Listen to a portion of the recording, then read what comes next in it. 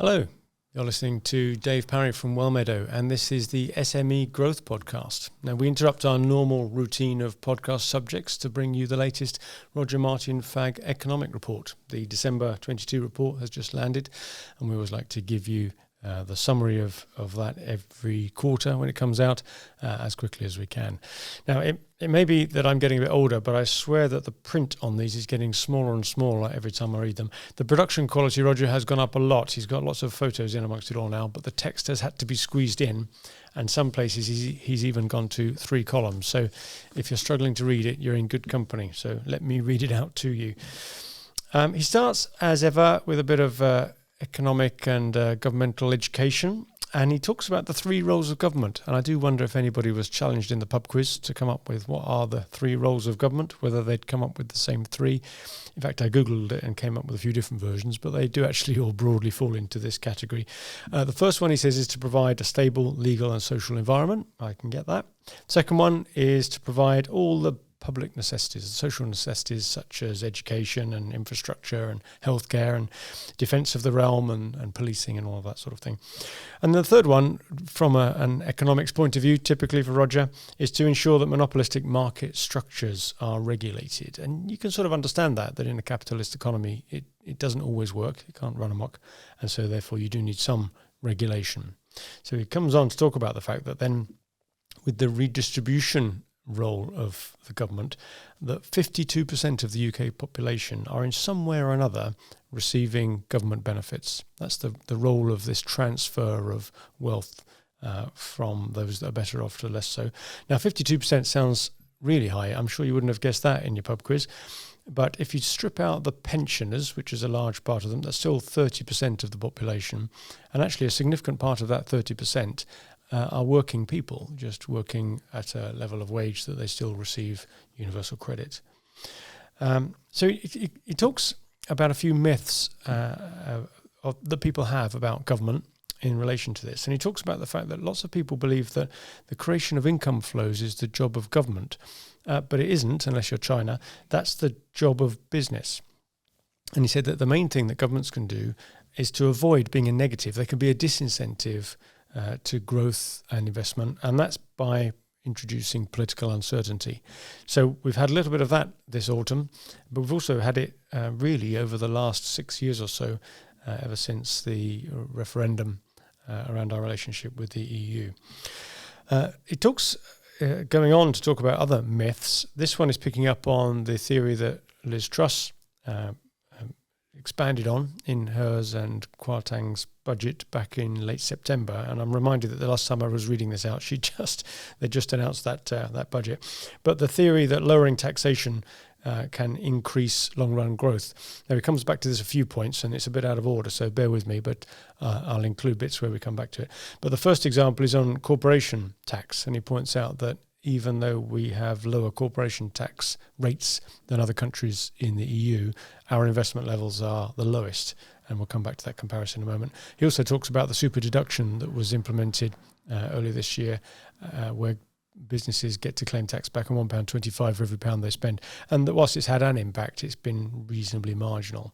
So he points out that really long-term economic growth can only be achieved if you invest in all the right things and continually, such as education and training and research and development. But it has to be done on a large scale. And that's really where the role of government comes in to increase the wealth of a nation. So that's around corporation taxes. Personal tax he picks up on as well, because he says that there's also a view around personal tax, very much Truss's theory, that if you can reduce personal tax, then people will maybe you grow more. But if you increase personal tax, then people will work less and work shorter hours. And similarly, it's a paradox he is pointing out that if you actually reduce income tax on higher earners, you get the opposite effect, because then people can live fairly comfortably on the same wages they were before, and maybe even to the point of retiring. And over the last 9 months, 600,000 55 to 60-year-olds have indeed retired early because they can afford to do so. So you will only exacerbate that effect. Now, he does point out that the marginal tax rate does have an effect on whether that's a disincentive to work or not, but the real measure that matters is the average tax rate.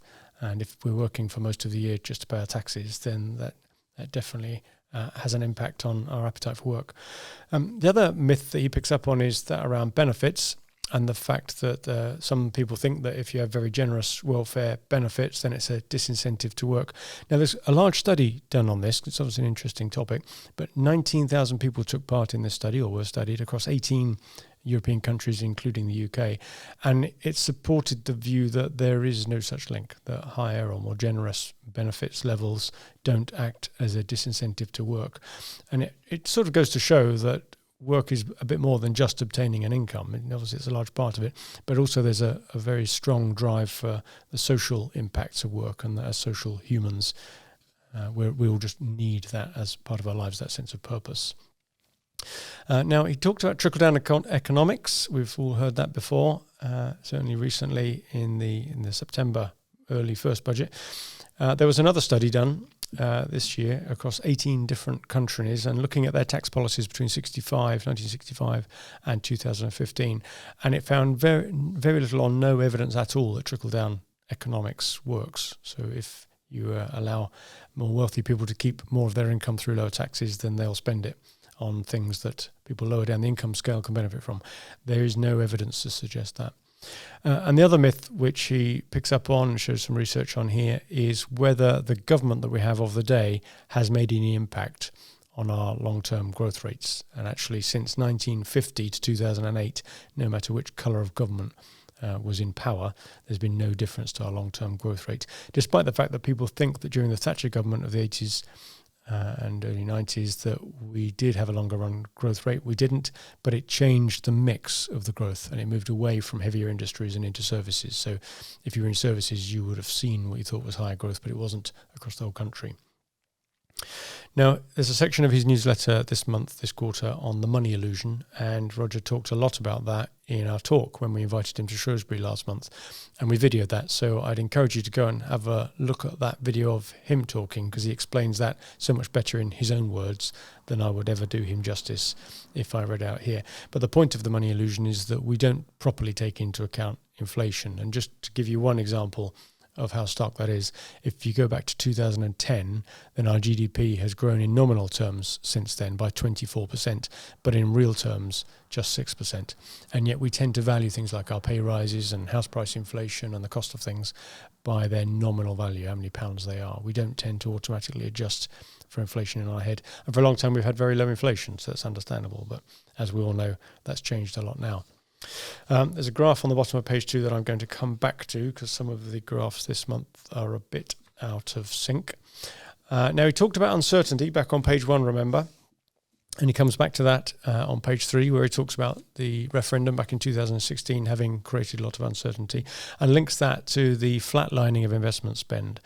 So now, as a result of that below growth spend or flatlining spend or investment, that is now at a level 40% below what it would have been if we'd have retained the pre-2016 growth rates.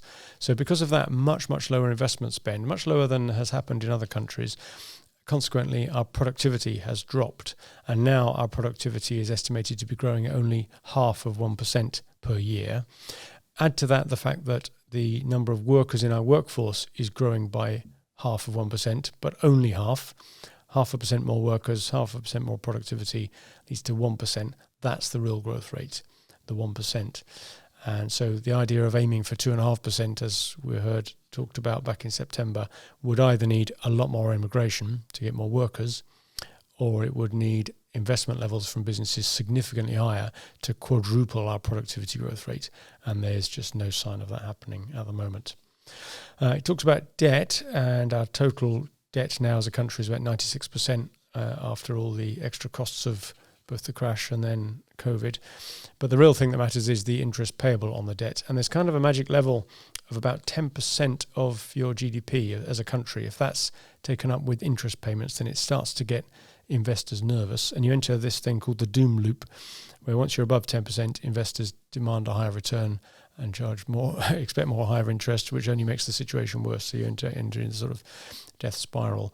So that happened once before back in the late 80s when there was a very expansionary budget and the interest spending as a percentage of GDP went above 10%. That hasn't happened again since until this September, when the Kuomintang Trust budget spiked it up at 12% briefly before it was brought back down again. Now it's hobbling around about 8%. So he talks about investment spending generally, and he refers back to that graph I told you about on page 2, which shows that the UK is at the bottom of the European League on the amount that businesses invest, or as a country, how much we invest in productivity and improving things. So we're at 17% here in the UK. It's the lowest one in the EU. The average is 23%. Norway invests 25%, and its capital gains tax is 35%, so higher than the UK's. Denmark has an even higher capital gains tax rate of 42%, and still invests 23% of its GDP. So the UK is, and we've often talked about this, it's a significant outlier in the amount of investment that we have, which is linked to the poor productivity that we have. And part of the problem is that in the UK we misjudge whether things like buying houses or buying shares is investment. And he points out that when you buy a house, there's 1.2 million houses changing hands every year. Unless it's a new house, that's not investment. And there's about 200,000 new houses built every year. So out of the 1.2 million, there's 1 million houses that just change hands. So buying property isn't investment at a country level. It may be for you, but it's only because someone else sold it. And the same with shares. If you invest in shares, then unless that's a new issue share in a growing company or a startup, then it's just changing hands. So it doesn't increase the investment at all. And there's this fear that if, as a country, we were to increase the capital gains tax, that it would reduce the amount of investment put into shares. And yet most people buying shares are just buying them off somebody else. So it would have no impact at all. Now, every now and again, Roger pops in a little fact which is interesting, just one of these rules of thumb to remember. And one here that I picked up on is that for every 1% fall in the value of sterling against the dollar, it boosts the profits of the FTSE companies by the same, by 1%. And since sterling has dropped by 14% since January, there's going to be record profits. Now, the reason for that is twofold. Partly it's because we can export more competitively as the pound reduces in value. But the bigger impact actually is that for FTSE 100 companies, the majority of their income and profits is from overseas and mostly denominated in dollars. So those dollar inflows are worth more in pounds when the pound weakens. Now, following on from that, he then blames the bonus culture that we have in the UK for causing a lot of our problems, because chief execs and boards generally will get more in bonuses, sometimes just as an accident of the exchange rate changing, which of course they've got no control over, but it boosts their profits. But he expands on that theme, and he talks about the fact that for smaller businesses, they will often borrow money off friends and family and invest lots of time, and they will generally, as a business, invest in technology and people and equipment and so on, and they will increase their productivity and it will increase wealth, and that's proper investment. But they get to a point where that small business maybe flatlines in its growth and therefore is looking for a new owner. And if that new owner happens to be a large corporate or a private equity house, then they have a very different view to investing. They probably take a shorter term view because they're trying to produce a return quicker than the startup would have done. So that's what starts to kill off productivity as well. So it's partly our view as a country on what investment really is, partly because the short-termism as companies get larger. So that's his economics lesson. If we look at the global outlook now and some of his forecasts, he reminds us again that inflation, which last month was pegged at 11%, is probably only 20% due to the current supply chain problems and more like 80% due to just too much money chasing too few products. And he's told us in previous newsletters that there's around $18 trillion of excess cash in the system because of all the support the governments gave to their populations through the COVID period. And as he points out, it's almost like another China has landed on the planet in terms of the cash going around, but it doesn't produce any goods or services. So that has produced this huge inflation. And remember, inflation is the difference between the money supply and the growth. And through COVID, that extra money was about 14%. That's the amount of money supply increase. So with growth during that period at only 6%, we were nailed on to have inflation of the difference, 14 minus 6, about 9%. It's a bit higher than that because added on top of that is the oil price effect as a result of Putin's invasion. But he says things are stabilizing, and by the end of next year, global inflation will be back down to 3 to 5% or so, and GDP will, as a global average, be about 1 to 2%, a bit higher in China. He made the point when he came to talk to us as well, which is interesting if you're running a business, is that you've probably had a reasonably good year, 18 months or so post-COVID, as there has been the correction from the dip before. And so be very careful when you're planning your budgets for 2023, not to assume some straight line numbers from 2022. You should really, unless you're a startup, you should really ignore the data from this year and go back to some pre-COVID growth trends to see how you're doing, and therefore how you'll do for 23 and maybe even 24. He predicts a reasonably mild recession, but a recession nonetheless coming up. But by the end of next year, things will get back in balance, and 2024 will see those growth levels return again. There's a few graphs then that reinforce some of the points you made earlier. Gives a quick summary of the Sunak-Hunt budget, which just brought things back down again. From the sort of heady heights of those few weeks where things were going a bit crazy. Forecast, as I say, this shallow recession. Talks again about the zombie businesses, and he's used this theme before. Highly leveraged businesses that have been kept afloat during COVID by cheap loans and government support, but they're now going to start to fail in record numbers. So he's predicting record insolvencies and merger and acquisition activity, which will present for those companies that survive a significant opportunity, either from market share freed up from those companies failing, or perhaps more importantly, the release of people that have been locked up in those businesses. And lots of companies are experiencing recruitment shortages at the moment. And on the back of that, because those people will be moving from zombie businesses, as he calls them, to other businesses where they can be more productively used, he expects that actually that growth rate we talked about earlier, being 1%, remember the half plus the half, might actually go up a bit above that, because the type of work people are doing as they move companies might increase. So he forecasts that GDP growth may even go up to 1.8%. So a bit of positive news out of all of that. We talked earlier about the money illusion. Real wages are currently falling by 2.3% a year, and the OBR is predicting another 7% fall over the next 2 years. And he says if real incomes are going to fall by 7%, then house prices will probably do the same. But remember, that's real house prices. It could well be that there's no change at all in their nominal price. The average price for a house may stay about the same. But with inflation going up by about, say, 7%, it will be a real fall in those prices.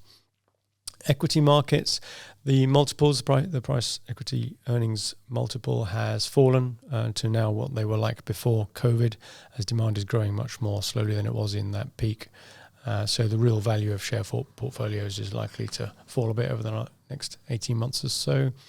Bond yields, he talks about the fact that the Truss budget debacle cost us about £27 billion, about $9 billion because the interest rates spike at the time, and a further 18 billion because of the rescue of the pension funds that had to be done. Remember when that all went crazy? And he's got a graph here showing that. We don't often get a weather section in Roger's report. It's not quite a weather forecast, but a weather section nonetheless. He points out that gas and energy is going to be a major factor this winter. And across the EU, Germany's got 2.5 months supply. Its reservoirs are full. France has got 4 months supply.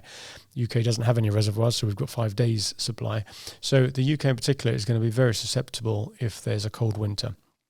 But at the moment, while it's reasonably mild-ish, we'll wait and see what the rest goes like, then the gas price is actually falling. But if it goes cold and stays cold, then that might well reverse, and we'll have big problems here in the UK especially. Interest rates are normally about 2.5% higher than the growth rate of a country, the real growth rate. And so if we've talked about maybe growth getting up to 1.5, 1.8%, then interest rates should settle down to about 4% over the next few years. So we can calculate mortgage rates from that. On the last page, he talks about the fact that he's got a Christmas list, which is very sweet. But it's all very economic-y stuff. He wants us to stop believing the USA will do a trade deal with us, stop the creation of the UK kite mark and extra regulation being forced on the UK chemicals industry, and accept that we are only 2.6% of the global economy. Perhaps get ideas above our station. And in summary, he talks about the fact that because of our demographics, not uncommon with some other countries in terms of the aging population, but remember we've got this dip of the 18 to 25-year-olds as well, which is going to really impact our workforce. That because of that, we've got to invest more in AI and back office automation and training and development of people. Just ways of attracting and retaining quality employees and getting more productivity.